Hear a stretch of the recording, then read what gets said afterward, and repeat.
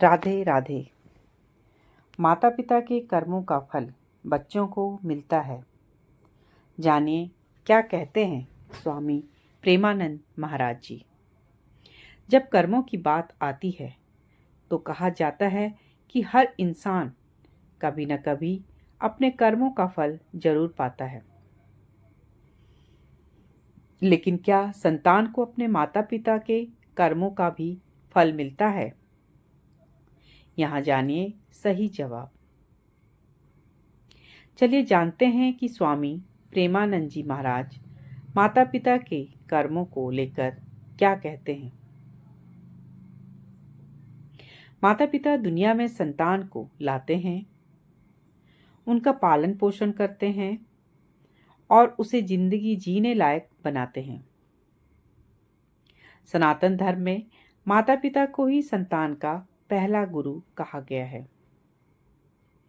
ये भी कहा जाता है कि माता पिता के कर्मों का फल उनकी संतान को भुगतना पड़ता है। इस बात को लेकर कई लोग भ्रम में रहते हैं कि क्या वाकई ऐसा होता है।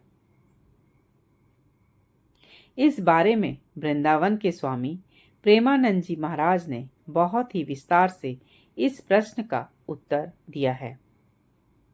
चलिए जानते हैं कि स्वामी प्रेमानंद जी महाराज माता पिता के कर्मों को लेकर क्या कहते हैं।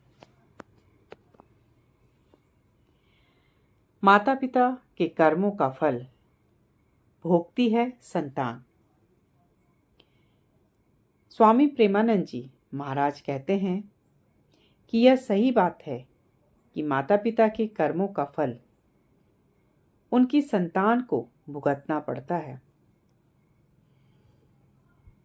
स्वामी प्रेमानंद जी महाराज ने बताया कि जिस तरह माता पिता अपने बच्चों को जन्म देते हैं, उसे संस्कार देते हैं, उसे अपनी प्रॉपर्टी और धन दौलत देते हैं, उसी प्रकार वो अपने कर्मों का फल भी संतान को देते हैं।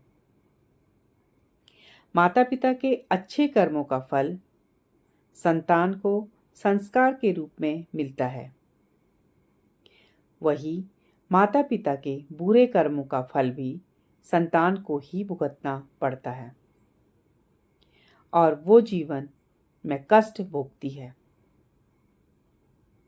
स्वामी प्रेमानंद जी महाराज ने कहा कि अगर माँ बाप बच्चों को सुखमय जीवन देना चाहते हैं तो उनको अपने कर्म अच्छे और पवित्र रखने चाहिए।